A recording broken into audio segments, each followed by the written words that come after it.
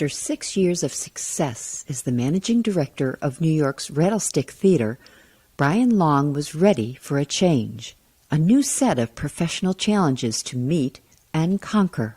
Yet within that desire, Brian kept the most essential element of his professional standards, working with clients he cares about and can partner with to make things happen. I knew what I was capable of. I now had a good 6-7 years under my belt. And I knew that I wanted to start to shift and maybe take a little bit more, have a little bit more say in the decision making. So David and I had a very candid conversation around that time, and I asked him what his plans were for him and for me.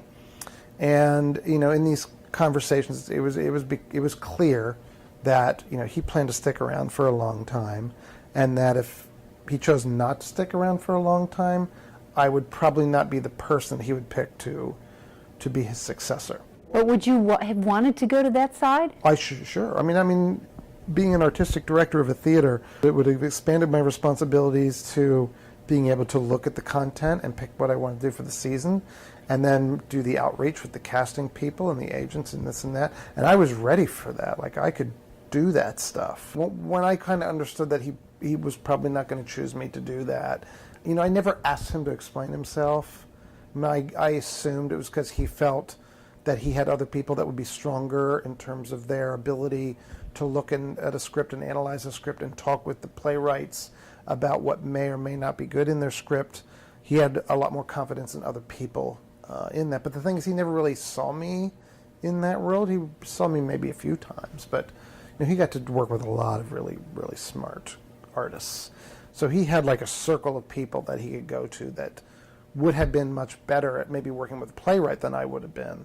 But to run the organization and know how it all works together, I don't think he thought that was as valuable as having somebody who artists would look at and be like, that person's a really clever dramaturg and will be able to help me with my play. And I think that's probably why. I mean, it didn't completely surprise me, and it didn't completely disappoint me. What we basically did is we came to an agreement that said, I'll continue to keep supporting you and working at Rattlestick and doing my thing, but I need like a new outlet. I need to be able to do something on my own that allows me to kind of feel like I'm growing.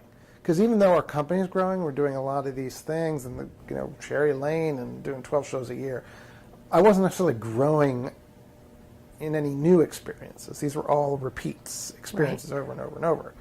So I wanted to kind of do something new, and if it wasn't going to be at Rattlestick, I wanted to be able to do it some other way. So I gave him a few ideas of things I might be interested in doing, and he was okay with me doing management. I made a decision I was going to test those waters and see if I could get back into artist management. But this time around, instead of musicians, it would be actors, writers, directors.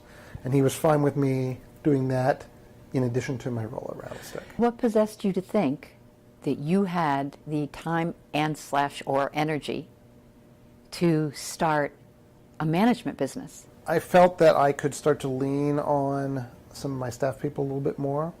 I knew that when I had this conversation with him that we were going to have to start to maybe decrease some of the programming because we were starting to have some big donors not have as much money as they had before. So I basically had two thoughts. First thought is that we're probably going to start to slow it down a little bit. So I won't have as much on my plate. Instead of doing 12 shows, maybe we're going to do 7. And then I had some staff that had been around for a while, and they had, they also wanted opportunities to keep growing and growing. So I was giving them more and more responsibility. So between the staff being able to take on more of my stuff and doing a little bit of a lighter schedule, I felt like I could carve out enough time to bring on a few clients and see how that would go. You weren't going to specialize in theater management? No, it was going to be specializing in working with writers, directors, actors, whatever discipline that happened to be in. It didn't matter to me. Karen Allen, who she's been in 50 feature films, including Raiders of the Lost Ark and Starman and Animal House. When I first started talking to her about the idea of managing and asking her about the kind of things she needed help with, and I wasn't asking her to if I could represent her. I was just gaining information. But after that first meeting I had with her at her house, she said, if you end up deciding to do this, like, let me know. I'd love your help in terms of me as a director. So when I decided I was going to do it, she brought me on, and the first thing we talked about is, well, what do you want to do? Like, tell me exactly what you want to do, because she already had an agent.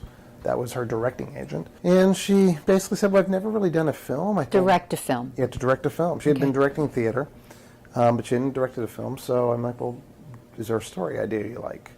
And one of the things she always loved was this Carson McCullers short story called A Tree, a Rock, a Cloud. She's like a huge fan of this thing. And she said she'd always thought it would make a really neat short film. I went, well, let's do it. So I then, turned from like kind of manager to producer, and we got the rights to the film, put together a team, raised the money, and we just shot it. We just shot the film in June. From the day that she said, well, I think I'd like to direct a film, to the point that she actually directed the film was like less than 2 years. The film's a beautiful film. We had Jeffrey DeMunn starring in it, and James McMenamin from Orange is the New Black, among other things. We raised the budget's $125,000.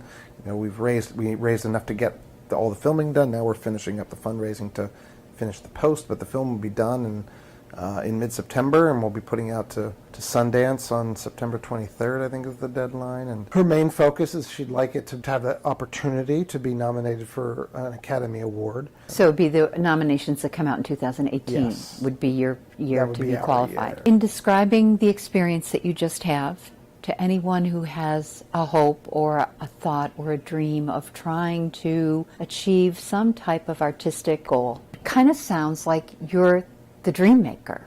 If someone came to you and said, I want to do this, you can make that happen. Yeah, I do believe that. I think, I wouldn't call myself a dream maker, but I certainly am someone who, if someone's committed and talented enough, that you can kind of do anything. If someone wants you to represent them, what does it cost? It doesn't cost anything. It's like it costs a commission on their earnings. So, So if you represent me and I don't make anything, then you don't get anything? I don't get anything. It's tough. It's a tough business. But that's the way it works ethically. When you represent somebody, you take a percentage of what their earnings are, and that's it. There are other things that I do. That's not my sole source of income. I also have this little theater company that Sarah and I started in Poconos for producing this film with Karen. I get a producer's fee. So the management company is not the only way that you... Oh, yeah, no. As a matter of fact, that is like, because I don't have that many clients. I just don't have a lot of time to have like a massive list of clients. So I only have about 12 clients. Yeah, I've made some massive changes. I've relocated, after 26 years in the city. I've now moved to eastern Pennsylvania. The biggest thing that does is it gives me a little bit of balance that I didn't have before. Living in the country, close to New York, I'm here, anywhere from 2 to 5 days a week. I'll have a small roster of clients that I work with, but I'm also now starting to take on projects as a producer in film. I don't know where that will lead. I don't know how good my reputation ultimately will be, but I know I can do it. And I've already got, the one I've done with Karen, and I've got 3 other films that I'm producing or co-producing with somebody. Those 3 are all feature films. I don't have a resume yet, but I didn't have a resume for any other things I did. It's like a new frontier for me, and it's coming out of working with a few clients that I care about and want to see things happen for them.